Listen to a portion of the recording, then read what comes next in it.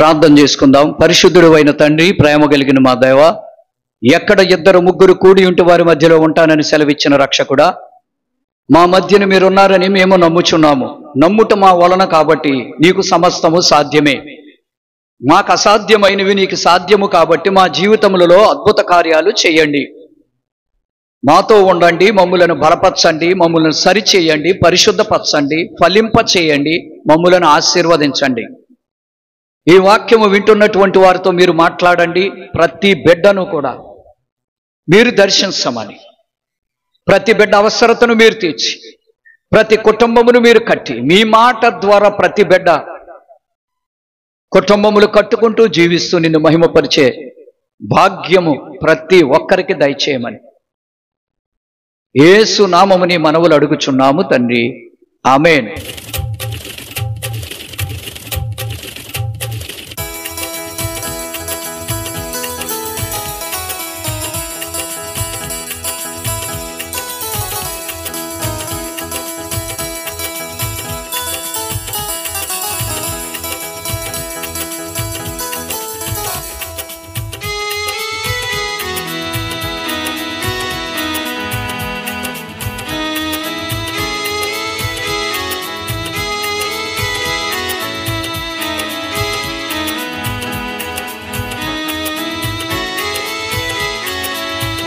యేసుని వదనము అందమని, యేసుని వచనము మధురమని, యేసుని వదనము అందమని, యేసుని వచనము మధురమని, యేసుని చరణమే శరణమని, యేసుని చెంతకు వచ్చితిని.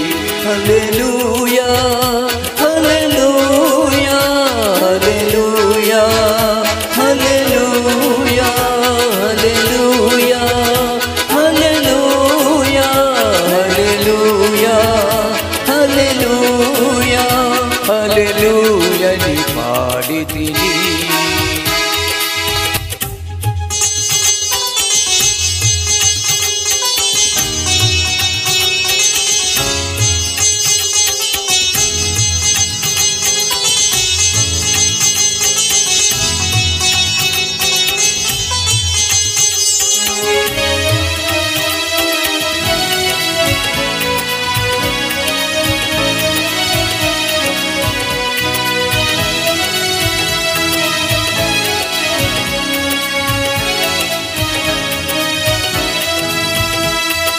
యేసుని సిలువే విలువయని, యేసుని రక్తమే విజయమని, యేసుని సిలువే విలువయని, యేసుని రక్తమే విజయమని, యేసే పునరుద్ధానమని,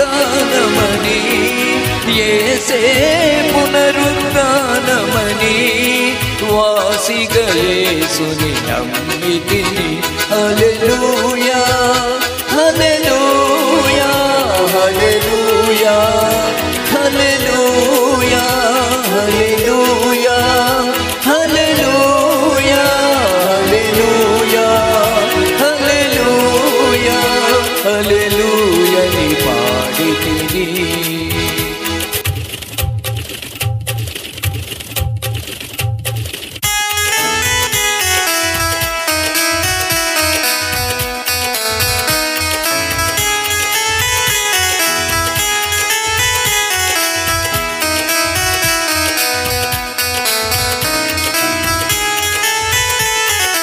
పాపిని నన్ను రక్షించెనని, శాపము బాపిన దేవుడని, పాపిని నన్ను రక్షించెనని, శాపము బాపిన దేవుడని, పరమునకు నన్ను చేర్చునని, పరమునకు నన్ను చేర్చునని, త్వరపడి యేసుని చేరితిని. హల్లెలూయా హల్లెలూయా హల్లెలూయా హల్లెలూయా హల్లెలూయా హల్లెలూయా హల్లెలూయా హల్లెలూయా హల్లెలూయని పాడి తిని హల్లెలూయని పాడి తిని హల్లెలూయని పాడి తిని.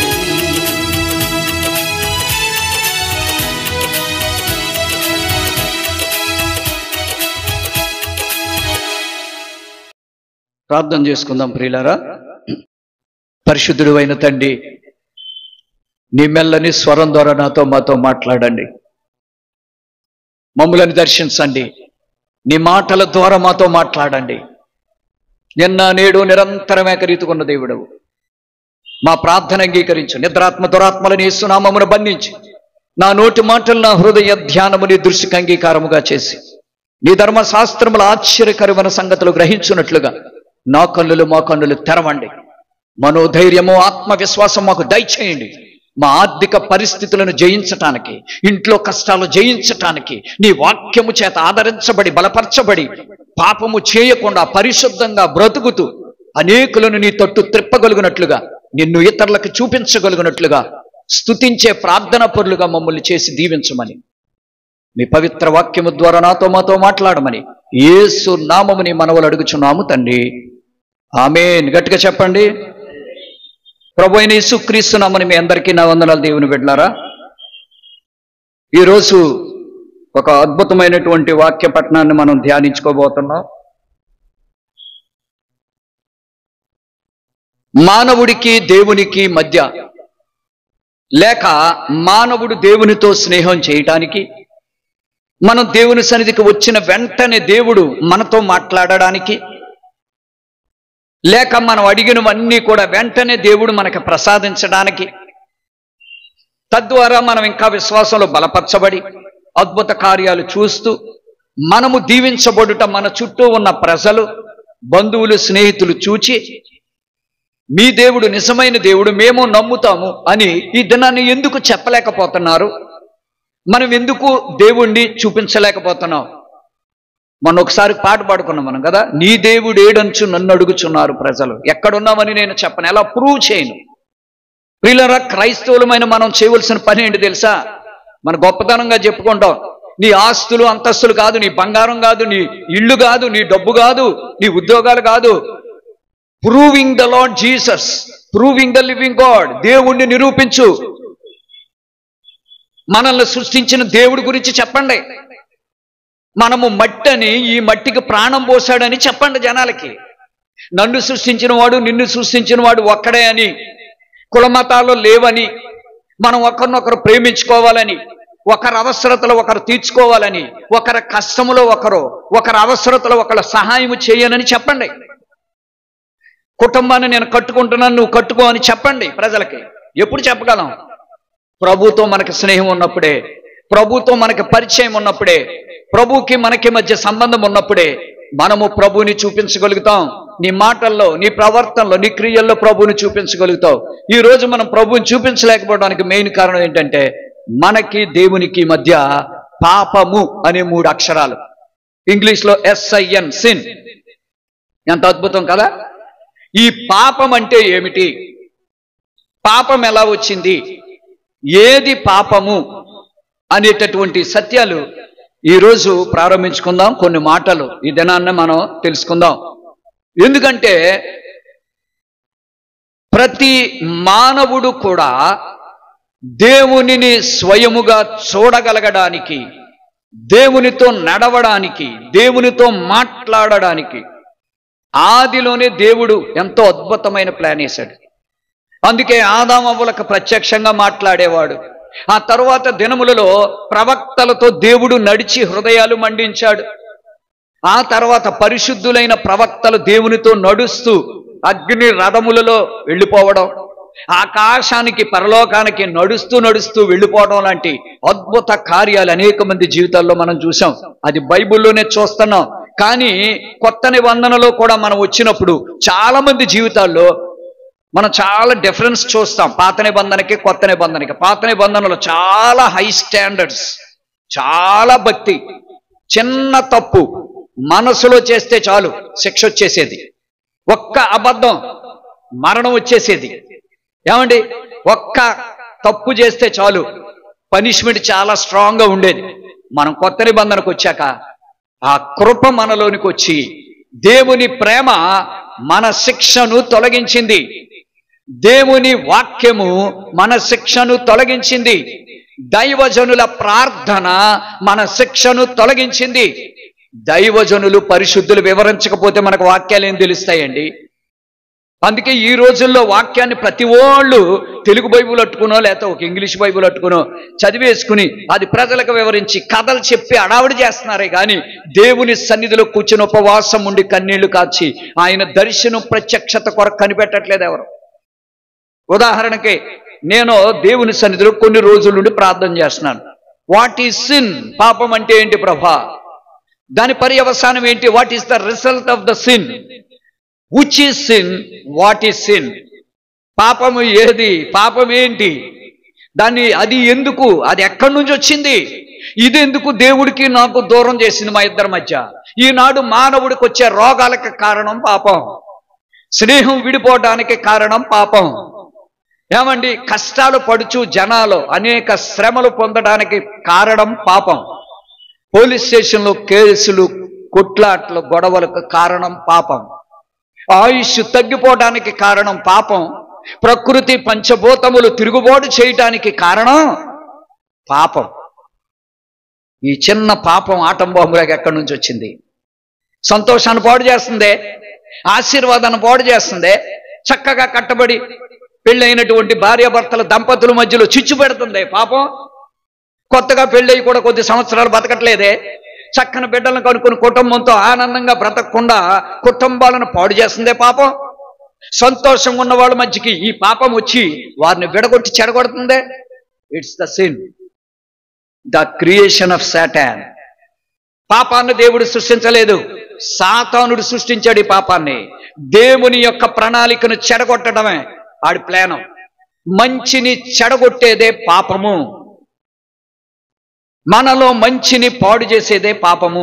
దీన్ని గ్రీకు భాషలో హమథియాలజీ అని పిలుస్తారు. The doctrine of sin. ఎక్కడి నుంచి వచ్చింది ఈ సిద్ధాంతం? హమథియా, ద సిన్. పాపం అంటే ఏంటి? మనం కొన్ని విషయాలు ఈ దినాన్ని కొన్ని తెలుసుకుందాం కొద్ది సమయం.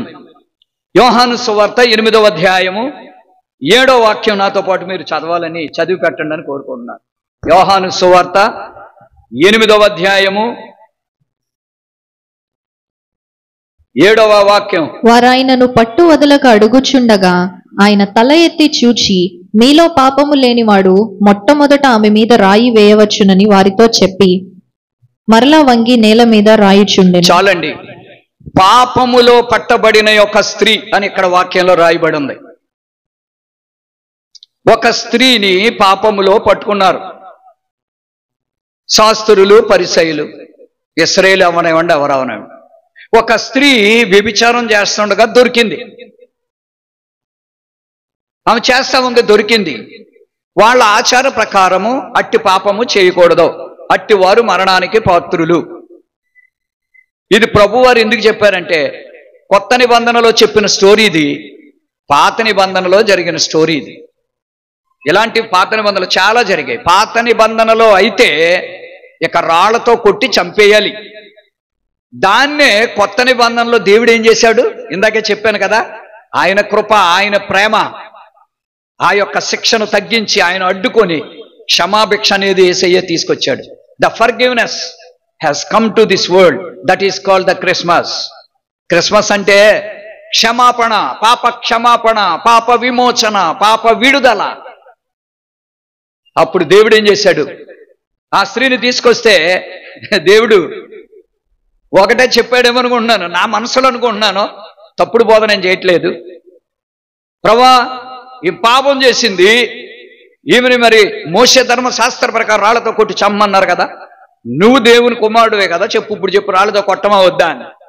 దేవుడు ఒక్క మాట మాట్లాడకుండా ఏం చేశాడని ఉందండి వాక్యంలో.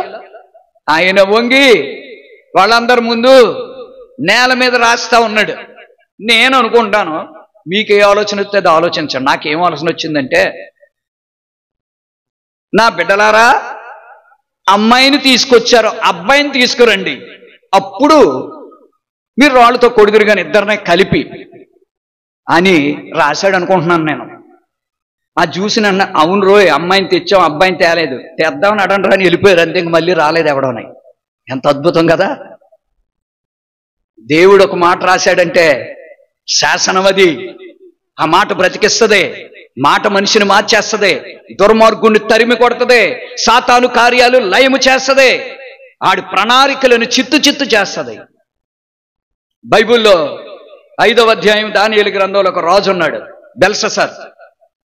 దేవుని వాక్యంలోనికి వెళితే ఆ రాజు గురించి మనం చూస్తే ఏమని చెప్పబడుతుందంటే, బెల్షస్సర్ 1000 మందిని తన తోటి రాణులను, పొత్తునులను లేక మంత్రులను అందరిని పిలిచి 5వ అధ్యాయం మొదటి నుంచి ఉంటుంది, విందు చేసుకుంటాకే ఇష్టపడ్డాడు. 1000 మందిని కాకపోతే 1,00,000 మందిని పిలిచి విందు చేసుకో, తప్పేముంది. విందు చేసుకుంటా ఆయన ఏం చేశాడంట, బెల్షస్సర్ యొక్క తండ్రి నెబుకద్నెజరు అనగా ఆయన బబులోను దేశమునకు లేక కల్దీయుల దేశమునకు రాజు. ఇక ప్రపంచంలో అంతకు మించిన రాజు లేడు. ఎప్పుడైతే దేవుని బిడ్డలు తప్పు చేసేవారో, దేవుణ్ణి నమ్ముకుని కూడా రాజులైనటువంటి వారు తప్పు చేశారో వాళ్ళందరికీ బుద్ధి చెప్పడానికి ఆ రాజును ఎన్నుకునేవాడు దేవుడు. అందుకే అప్పుడప్పుడు మనకు బుద్ధి రావడానికి దేవుణ్ణి ఎరగని అన్యులు పరిపాలిస్తుంటారు మనల్ని. వాళ్ళు పదవుల్లోకి వస్తారు, మన ఉద్యోగం చేసే ఆఫీసులో వాళ్ళే ఉంటారు. ఎందుకున్నారంటే మనం అనుకుంటాం, నేను ఇంత నీతిగా ఉన్నాను, ఎందుకు ఇలాంటి వాళ్ళు పైన ఉన్నారనుకుంటే, నువ్వు నీతిగా ఉన్నావు కానీ నీ పక్కోడు నీతిగా లేడు. కింద ఉన్న వాళ్ళు అందరూ కరెక్ట్గా లేరు కాబట్టి అక్కడ కరెక్ట్గా ఉండడాడు. కింద ఉన్న వాళ్ళందరూ కరెక్ట్గా ఉంటే కరెక్ట్ అయిన వాడిని పైన పెట్టిన దేవుడు. అదేదైనా సరే. కాబట్టి ఈ బెల్షస్సర్ విందు చేసినప్పుడు ద్రాక్షారసం తెచ్చుకున్నాడో, తాగుతున్నారు, తింటున్నారో, ఏమండి ఇతడు విందు చేస్తున్నప్పుడు ఓ పనికిమాలిన పని చేశాడు. వాళ్ళ నాన్నగారు యెరూషలేము మీద దాడి చేసి యెరూషలేములో ఇశ్రాయేలు ప్రజలు చేసిన పాపాన్ని బట్టి ఏమండి సొలొమోను చేసిన ప్రార్థన కొట్టేశాడు దేవుడు. సొలొమోను కట్టిన మందిరాన్ని కొట్టేశాడు. అప్పుడేమైందంటే ఆ మందిరములో ఉన్నటువంటి దేవుని యొక్క మందసము దగ్గర పరిశుద్ధ ఆలయములో ఉపయోగపడే వస్తువులు, అంటే ఉదాహరణకే మనం కమ్యూనియన్కి ఎలా వాడతామో ద్రాక్షారసము, రొట్టెలు, కాళ్ళు కడుక్కొనుటకు గంగాళము, సన్నిధి రొట్టెలు ఉంచి బల్ల, ఇలాంటివన్నీ ఉంటాయి కదా పవిత్రమైనవి. అండ్ అవి బంగారుతో, వెండితో, ఇత్తడితో చేసినవి ఉంటాయి. అవి బలులర్పించినప్పుడు నూనె పోయడానికి గరిటెలు, ప్రమిదలు, గిన్నెలు, ఇలాంటివన్నీ ఏం చేశాడండి నెబుకద్నెజర్ రాజు బబులోనికి తీసుకెళ్ళిపోయాడు. అవన్నీ ఇశ్రాయేలీయులందరినీ యెరూషలేము మీద దాడి చేసి దేవుడు ఎందుకు అనుమతించాడు? పరిశుద్ధ వస్తువులన్నీ, దేవుని మందిరమునకు ఆరాధించవలసిన వస్తువులన్నీ ఒక అన్యుడికి ఇచ్చి ఎందుకు పంపించేశాడు తెలుసా? ఇశ్రాయేలీయుల హృదయం చెడిపోయింది. ఇశ్రాయేలీయులు పాపంలో పడిపోయారు. నీవు నేను పడిపోతే, చెడిపోతే మనల్ని ఆరాధించడానికి దేవుడు ఇష్టపడ్డావు. మనం పాటలు పాడతాం, వాయిద్యాలు వాయించుకుంటాం, మనం చప్పట్లు కొడతాం, కానీ మనకు దేవుడికి అంగీకారంగా ఉండదు. వేరే వాళ్ళు వాడేసుకుంటారు దేవుడు. ఎంత టెక్నాలజీ మన దగ్గర ఉన్నా సరే, పెద్ద స్టేజీలు, లైటింగులు, ఆర్కెస్ట్రాలో నీకెన్నున్నా సరే, ఈ రోజుల్లో అవన్నీ చూసుకుని అక్కడే ఉన్నాడు అనుకున్నాడు దేవుడు. ఉంటాడో లేదో చూసుకోవాలి. బలిపీఠ మీద సేవకుడు తప్పు చేసిన అక్కడ ఉండడో, ఆ వాయిద్యాలు వాయించేవాడు పక్కన కూర్చున్నాడు పాపంలో ఉంటే అక్కడ ఉండడో దేవుడు. దేవుడు ప్రేమ గలవాడు కాబట్టి పాపం చేసేవాడు పక్కన కూర్చుని భలే ఉన్నారా వెరీ గుడ్ అంటాడు అనుకుంటున్నారేమో. జాగ్రత్త, ఉండడో. వెలుగుకి చీకటికి మధ్య పొత్తు లేదు. నువ్వు పాపం ఒప్పుకుంటేనే నీ దగ్గర ఉంటాడు తప్ప నువ్వు పాపం కప్పెట్టేసుకుంటే నీ దగ్గరికి రాడాసలే దేవుడు. ఆయనకు అసహ్యం. ఆ పాపమే దేవుడి ప్రణాళికను చెడగొట్టింది. దేవునికి ఒకే ఒక శత్రువు పాపం. మన శత్రువు కూడా పాపమే. అర్థమవుతుందండి? ఆ బెల్షస్సర్ రాజు పవిత్రంగా దేవుని మందిరంలో ఉన్న వస్తువులు మరి ఆడికి తాగిన తర్వాత మైండ్ చెదిరిపోయినట్టుంది. ఏదో అంటారు కదా పోయే కాలం దగ్గర పడ్డాదని బైబిల్లో. ఆడికి పోయే కాలం దగ్గర పడి పవిత్ర మందిరంలోనే మా నాన్నగారు తెచ్చిన బంగారు వస్తువులు ఉన్నాయిరా, భలే ఉంటాయి, ఆ కప్పుల్లో, ఆ గ్లాసుల్లో, ఆ చెంబుల్లో, ఆ గిన్నెల్లో తాగితే ఎంత బాగుంటుందో. దేవునికి ప్రతిష్ఠించినవి, దేవునికి ప్రతిష్ఠించుకున్నటువంటి దేనినైనా నువ్వు వాడుకోకూడదు. దేవుడికి ప్రతిష్ఠించిన డబ్బు నువ్వు వాడుకుంటే నష్టపోతావు. దేవుడికి ప్రతిష్ఠించిన నీ బిడ్డలని నీ సొంత ఇష్టం చేసుకుంటే పాడైపోతావు. దేవునికి ప్రతిష్ఠించుకున్నటువంటి ఏదైనా సరే మరలా మర్చిపోయి వెనక్కి వెళ్ళిపోయామనుకో, ఆ మాట తప్పేమనుకో, అది పాపం అని రాస్తుంది. అది కూడా మీకు చెప్తాను నేను. చాలా మంది ఏంటంటే కష్టాలు వచ్చినప్పుడు, మరణాపాయం వచ్చినప్పుడు, చనిపోతావు అన్నప్పుడు, హాస్పిటల్కి వెళ్ళి డాక్టర్ బతకం అన్నప్పుడు బ్రతుకుతున్నారని కప్పుడు అంటారు, బతికితే నీ సేవ చేస్తానంటారు. చచ్చిన చేయరు. ఏం చేస్తానండి? బతకడం సేవ చేయడం అంటే అర్థం ఏంటి తెలుసా? ఇంకప్పటి నుంచి గుడికి వస్తాను అన్నాడు. గుడికి వచ్చి వెనకాల కూర్చుని కానుకేసి ప్రార్థన చేసుకుని వెళ్ళిపోతారు. అది సమర్పించుకోవటం అంటే వాళ్ళ ఉద్దేశం. వాళ్ళు కొంచెం గట్టి కానుక ఇచ్చారనుకో, మంచి కానుక, పర్లేదులే బాబు, దేవుడు నిన్ను పిలిచేదాకా పర్లేదులే, నేను దేవుడు దీవెత్తాడులే, ఎందుకంటే గట్టి కానుక ఇస్తాడు కదా పాస్టర్కి, ఆయన ప్రోత్సహిస్తాడు. బాబు నీ డబ్బు కాదయ్యా, నిన్ను కోరుకుంటున్నాడు దేవుడు. నీ అన్నదమ్ములు, నీ అక్క చెల్లెళ్ళు మారలేదేమో, నీ బంధువులు మారలేదేమో, నువ్వు ప్రభువుతో నిండిపో, నువ్వు ప్రభువులా మారిపో, అప్పుడు నిన్ను బట్టి నీ బంధువులందరూ మారిపోతారని మనిషిని సేవకుడు సిద్ధపరచట్లేదు. దినాల్లో నీవు నేను ప్రభువుని చూపించాలి, కానీ మన గొప్పతనం చెప్పుకుంటే ఎవడ మారతాడండి? మనుషుల్ని మనం మార్చలేము. మన టెక్నాలజీ, మన డబ్బు, మన జ్ఞానం, మన తెలివి, మన బోధ, మన పాట ఏమి మార్చదు. దేవుడు మాట్లాడితేనే మారతారో. దేవుడు మాట్లాడాలి. దేవుడు మాట్లాడితే వినే మెట్లో లేడు బెల్ససర్, మత్తుడైపోయాడు. తేండ పోసుకోండి, మీ ఇష్టం, తాగండి రా అంటున్నాడు. అన్యులకు కూడా ఇచ్చేసాడు. ఏం జరిగిందో తెలుసా? ఒక హస్తం వచ్చింది, ఇలా నరికేసి ఉన్నట్టు ఒక చెయ్యొచ్చి ఆ ముఖం ఎదురుగుండా గోడ మీద రాస్తా ఉంది. అది నేను అనుకుంటాను హెబ్రీ భాష, గ్రీకు భాష కాదేమో, అది కల్దీ భాష, మరి ఏ కల్దీల భాష ఏమో నాకు తెలియదు, లేక దానిలో ఉన్నటువంటి ఒక మర్మముతో కూడిన భాష ఏమో. కల్దీల భాష అన్నా కల్దీలు చదివేద్దరు. లాటిన్ అయినా, గ్రీక్ అయినా, హీబ్రూ అయినా, అరబిక్ అయినా ఏదైనా చదివేద్దరు. కానీ అది దేవుని మర్మములు ఎరిగిన వారికి తెలిసిన భాష, దేవుడికి ఒక్కడికే తెలిసిన భాష. అది దేవుడి దగ్గర నుండి తెలుసు. దానియేలుకు ఒక్కడికే తెలిసిన భాష. అందుకే దానియేలుకు పేరు పెట్టారు, దేవతల ఆత్మ ఇతని యందు ఉన్నది. పరిశుద్ధ దేవతల ఆత్మ కలిగిన వాడు దానియేలు అని రాసింది. అలాంటి మాట ఇంకెవరికి ఉండదేమోనండి. అంత పరిశుద్ధుడు కూడా ఏమంటాడో, మా పితరులో మేము పాపం చేసాం, మమ్మల్ని క్షమించి అంటున్నాడు. ఆయన పాపం చేశాడా? యోబు అంటున్నాడు, మేము పాపం చేశాము, నా పాపాలు ఎన్ని చూపించి నేను కడుక్కుంటాను అంటున్నాడు. ఎందుకు అంటున్నాడో ఏమో, నాకు తెలియకుండా ఏమైనా తప్పు చేశానేమో. అంత నీతిగా బతుకుతున్నవాడే నేను కరెక్ట్, నేను పర్ఫెక్ట్ అంటున్నాడా? చెప్పండి, అంటున్నాడా? ఈ రోజున మనుషులు ఎలాగ ఉన్నారు? ఎవడో కరెక్ట్గా ఉండడో. అలాంటప్పుడు అయ్యో నాలో తప్పు ఉందని దిద్దుకోరే. పాపమును కప్పుకొనక ఒప్పుకోవాలి. మనం ఒక మంచి పాట పాడుకుంటాం, ఎవని అతిక్రమము మన్నింపబడెనో పాప పరిహారం ఎవడు పొందెనో వాడు ధన్యుడు అనే ఒక పాట ఉంది మనది. నా పాపమును నేను కప్పుకొనక నా దోషమును నీ ఎదుట ఒప్పుకొంటిని పాట అనమాట. చాలా బాగుంది. ఎప్పుడైతే ఆ పాత్రలు ఇతను వాడుకున్నాడో, పవిత్రమైన పాత్రలు, దేవునికి సమర్పితమైనటువంటివి. కొన్నిసార్లే ఒక ఆయన చెప్పాడు, ఒక ఆయనకి 50,000 జీతం వచ్చింది. అందులో దశమ భాగం 5,000 తీసి పక్కన పెట్టాడు. దేవుడికి ఇచ్చేయాలి కదా ఫస్టే, ఆ పక్కన పెట్టాను. ఆ దేవుడికి ఇచ్చేయాలి, నేను దేవుడికి ఇచ్చేయాలి. కొంచెం 3 రోజులు గ్యాప్ వచ్చింది, ఒక్కోసారి గ్యాప్ రాదు. ఇచ్చేయాలని అనుకుంటే మనసులో చాలా అర్జెంట్ అయినా అవసరం వచ్చింది. మళ్ళీ వేసేస్తానులే ఎక్కడ అనుకుని ఆ డబ్బులు తీసేసుకున్నాడు. తీసుకున్నాడు అంతే. అంటే అతని మీదకి ఇంకంతే రోగాలు వచ్చేసాయి. అదే యాక్సిడెంట్ ఏదో జరిగినట్టుందో, వెళ్ళిపోయి ఈ 5,000 తీసుకున్నాడు. పాపం దాదాపుగా 4-5 లక్షలు ఖర్చు పెట్టి హాస్పిటల్ పాలు అయిపోయాడు. చెప్పలేం, అవ్వలేదు కాబట్టి నేను భలే ఉంది నన్ను దేవుడు క్షమించాడను, అయిపోయింది కాబట్టి అమ్మో దేవుడు ఉన్నాడు రా బాబు అని భయపడిపోవటం, ఇన్ని అక్కలక్కర్లా. ఇక్కడ ఏం జరిగిందంటే దేవునికి ఇచ్చేసింది, అది దేవుడిది. తను వాడుకుంటున్నాడు, బెల్షస్సర్ వాడుకుంటున్నాడు. దేవుడి సమయం దేవుడికి ఇవ్వట్లేదు, నువ్వు అది వాడేసుకుంటున్నావు. నువ్వు ఆలోచించండి. ప్రాతకాలమున దేవుడు నీకు సమయం ఇస్తున్నాడు, నీ కోసం కనిపెడుతున్నాడు.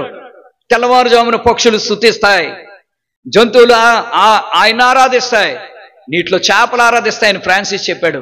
ఈ ప్రకృతి అంతా ఉదయకాలమున ఆరాధిస్తూ దేవుడిని మహింపరుస్తుంటే మనమేమో మన ఇష్టం చేసుకుంటున్నాం. నీకు ఇచ్చాడు దేవుడు. మొదటి సమయం ఆయింది, నీ ప్రథమ సంతానం ఆయింది, చెప్పాడు కదా బైబిల్, నీ జ్యేష్ఠులు నా వారు జాగ్రత్త.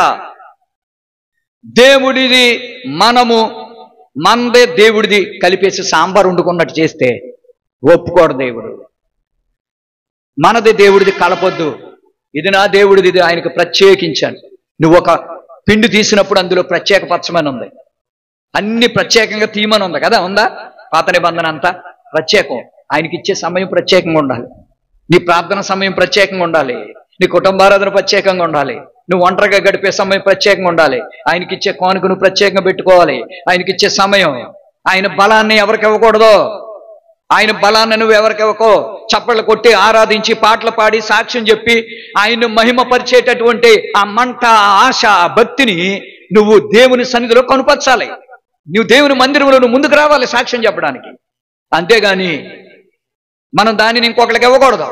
అనగా నువ్వు దేవునికి ఇవ్వాల్సిన సమయం నీ బంధువుడి దగ్గరికి పట్టుకెళ్ళకూడదు, అన్యాచారానికి వెళ్ళకూడదు, సినిమాల్లో కూర్చోకూడదు, అన్యాచార సాంప్రదాయాలకు వెళ్ళిపోయి అక్కడ కూర్చోకూడదు. అప్పుడు చూస్తాడు దేవుడు, బెల్షస్సర్గా చెప్పినట్టు చెప్తాడు, రాస్తాడు. ఆ గోడ మీద ఎవడో చెప్పడు నీకు, నీ ఇంటి గోడ మీద కూడా రాస్తాడు. ఆ గోడలే చెప్తాయి, గోడలు మొర పెడతాయి. బైబిల్ ఏం రాసిందే? దూలాలు మొర పెడతాయి.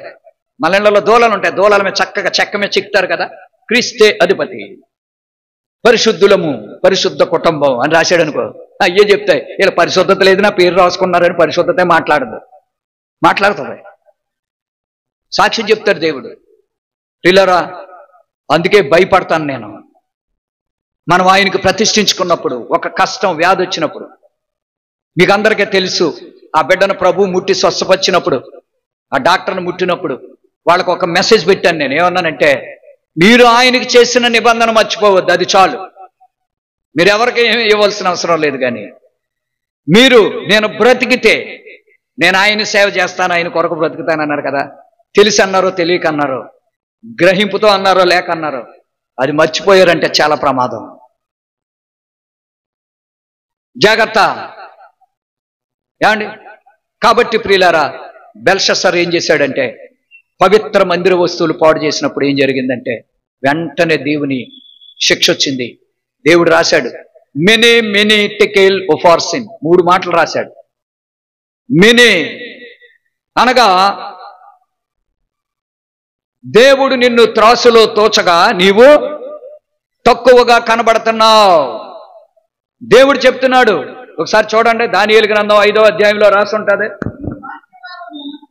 చదవండి అమ్మా.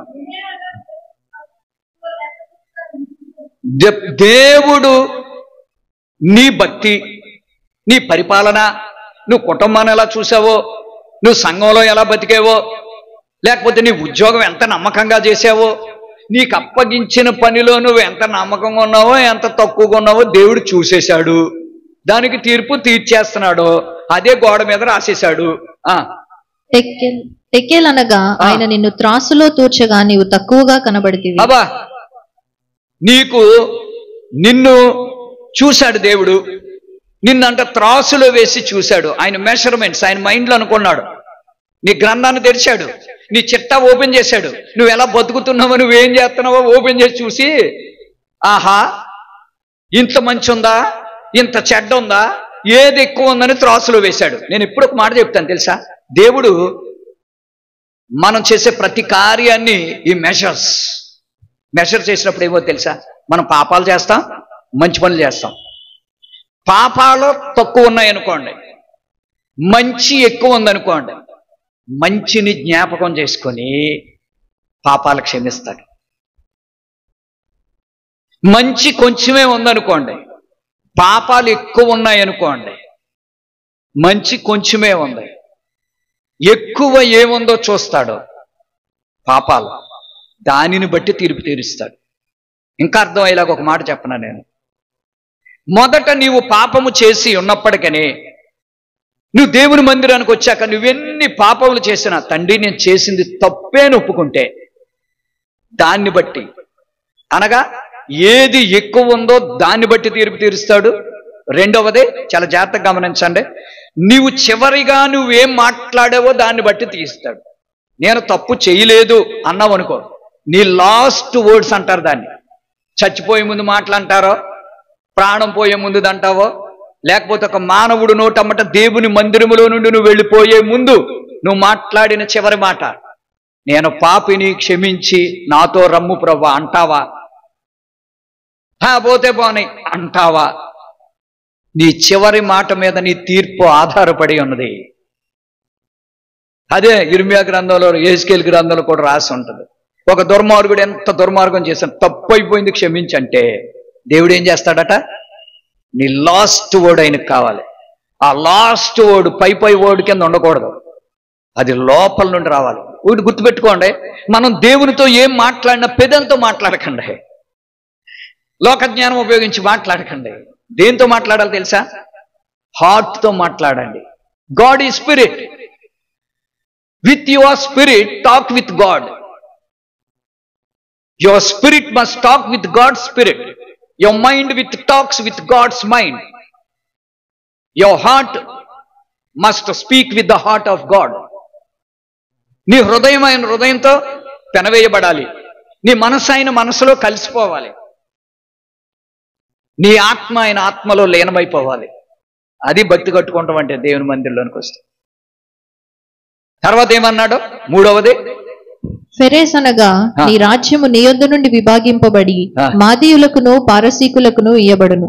మాదీయులు, పారసీకులు, అన్యులు, దేవుణ్ణి ఎరగనోళ్ళు మొత్తం నువ్వు సంపాదించుకుంది, నువ్వు పోగేసుకుంది, నీ పేరు ప్రఖ్యాతులు, నీ రాజ్యము, నీ సమస్తం ఇతరులకు ఇచ్చేస్తానన్నాడు. ఇది చాలా భయంకరం. ఇతరులకు ఇచ్చేస్తాడు. పాపం ఎంత భయంకరమైందో ఒకసారి ఆలోచించండి. ఇంకొక మాట చెప్పి నేను ముగిస్తాను. ఈ రోజుకి ఈ వాక్యాన్ని నేను ముగిస్తాను. రోమాపత్రిక 3వ అధ్యాయము 23వ వాక్యాన్ని మనం ధ్యానించుకుందాం. ఏ భేదమును లేదు, ఏ భేదమును లేదు, అందరూ పాపము చేసి దేవుడు అనుగ్రహించు మహిమను పొందలేకపోవచ్చున్నారు. చాలండి. ఏ భేదమును లేదు, అందరూ పాపము చేసి దేవుడు అనుగ్రహించే మహిమ. ఇప్పుడు ఒక మాట చెప్పుకుందాం. దేవుడు అనుగ్రహించే వెలుగు, ఆ వెలుగులో నీకొచ్చే స్వస్థత, ఆ వెలుగులో నీకొచ్చే నాలెడ్జ్, జ్ఞానము, ఆ వెలుగులో నీకొచ్చే బలం, ఆ వెలుగులో నీకొచ్చే ఆనందం. వెలుగులు ఏమేమి ఉన్నాయి కనపడుతున్నాయా? అర్థమవుతున్నప్పుడు మీకు వెలుగులో ఆనందం ఉంది, వెలుగులో జీవం ఉంది, వెలుగులో సంతోషం ఉంది, వెలుగులో స్వస్థత ఉంది, వెలుగులో బలం ఉంది. పొందుకోలేకపోతున్నావు, వెలుగును పొందుకోలేకపోతున్నావు, బలాన్ని పొందుకోలేకపోతున్నావు. దేవుని సన్నిధికి వస్తున్నావు, ప్రార్థనకు వస్తున్నావు. వాక్యము ద్వారా నీకు బలం ఎంత వచ్చింది? నువ్వెంత ప్రార్థన చేసి ఎంత బలాన్ని సంపాదించావు? సహోదరి సహోదరులతో కలుసుకొని హృదయము విప్పి మీరు ఒకరితో ఒకరు ప్రేమగా మాట్లాడుకోవటం వల్ల బలమేది? ఐకమత్యమే. ఒక అన్యుడు చెప్పాడు, ఐకమత్యమే మహాబలం. ఐక్యత, మనసులో inside and outside unity, unity amongst us. మనందరి మధ్యలో ఆ ఐక్యత ఉంటే, హృదయం విప్పి మాట్లాడుకుంటే ఎలా ఉండదు చెప్పనా? ఎంత ప్రేమ, ఎంత సంతోషం. ఒకే మాట ప్రియులారా, మనమందరము కూడా తెలిసినా తెలియకపోయినా, మనం తెలిసి చాలా పాపాలు తప్పించుకుంటున్నాం, తెలియకుండా కొన్నిట్లో పడిపోతున్నాం. కానీ అది మనం గ్రహించలేకపోతున్నాం, అది మర్చిపోతున్నాం. మనం సాతానుడు మర్చిపోయినట్లు చేస్తాడు, పరిశుద్ధాత్మ తండ్రి నీ పాపాన్ని గుర్తు చేస్తాడు. అందుకే అంటాడు, మీకును మీ దేవునికి మధ్య మీ పాపాలు అడ్డొచ్చేస్తున్నాయి, నేనేమో మిమ్మల్ని ఆదుకుందాం, పడిపోతున్నారు, మీరు నాశనం అయిపోతున్నారు, మిమ్మల్ని పట్టుకుని పైకి లేపుదాం, మునిగిపోతున్నారు, లేపుదాం అనుకున్నా, అనారోగ్యంతో ఉన్నారు, మిమ్మల్ని ముట్టి స్వస్థపడదాం అనుకున్నా, నా చెయ్యి కుర్చీ కాలేదు. My hand is always ready, I can stretch from heaven to the earth.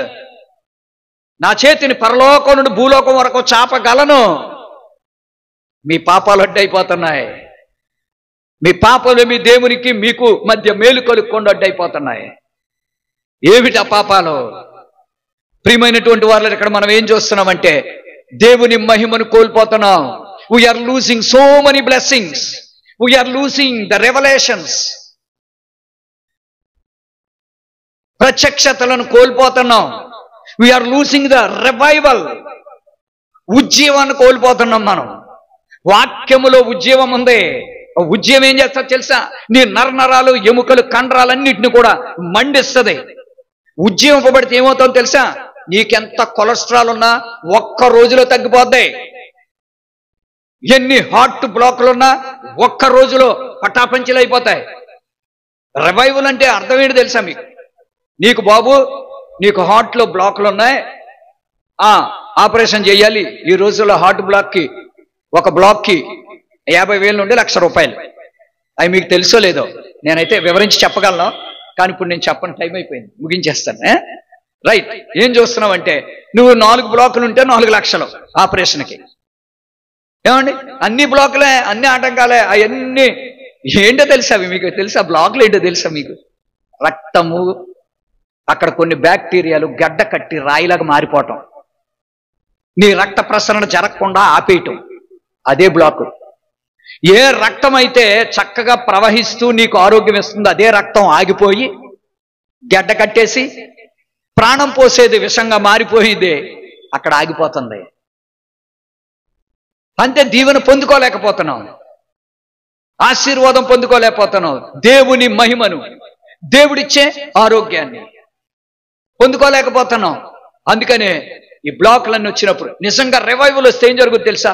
మనిషి రివైవ్ చేయబడి పరిశుద్ధాత్మ నీ మీదకి వచ్చి పాపమును, నీతిని, తీర్పుని ఒప్పిస్తే నువ్వు కడుక్కుంటావు, నువ్వు అసహించుకుంటావు, నీ అబద్ధాలు అసహించుకుంటావు, నీ బూతులు అసహించుకుంటావు. ఎవడో చెప్తే కాదు. మనం ఎలాంటి వాళ్ళని తెలుసా? నేను అబద్ధం ఆడానా, నువ్వు చూసావా, నీకు తెలుసా? చచ్చా, అదేం స్పిరిట్ అండి, దెయ్యపు స్పిరిట్ అది. నువ్వు ఆలోచించుకో.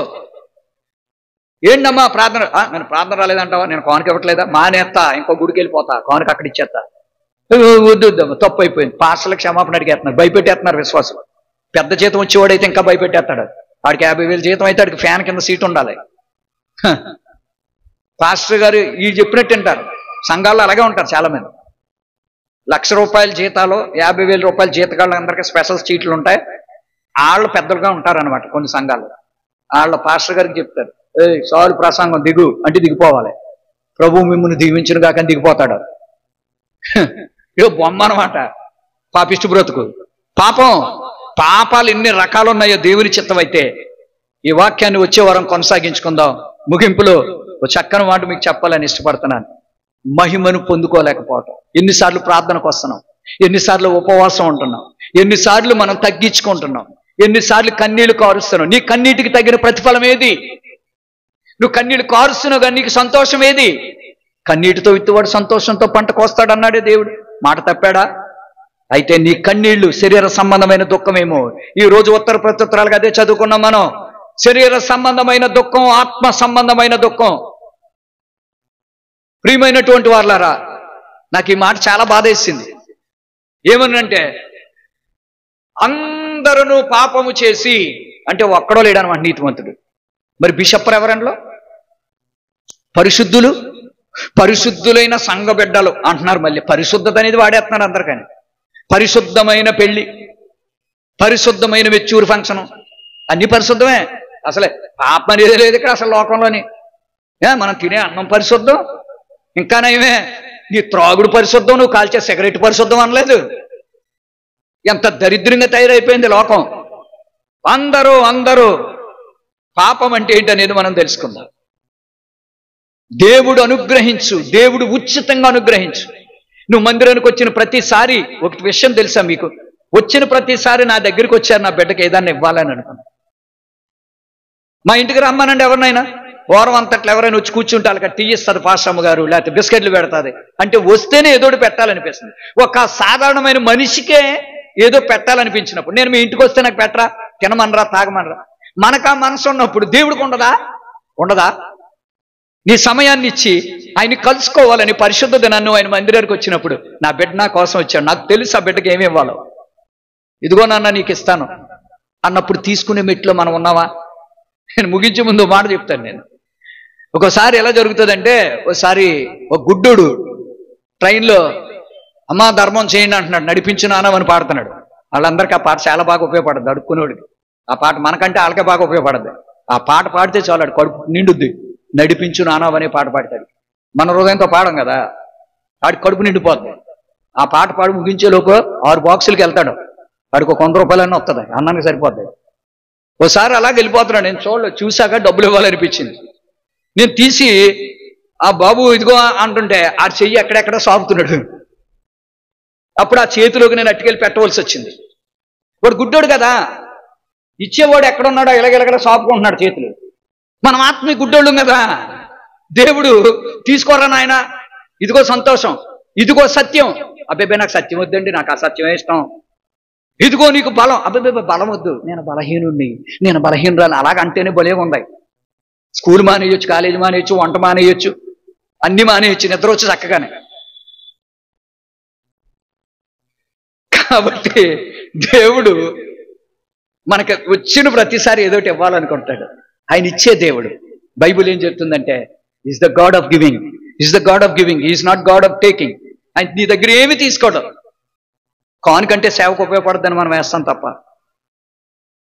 ఆయన తీసుకోవడం. ఇచ్చేశాడు, రక్తాన్ని ఇచ్చేశాడు, ప్రాణాన్ని ఇచ్చేశాడు, అన్ని ఇచ్చేశాడు. ఇస్తావా ప్రభా?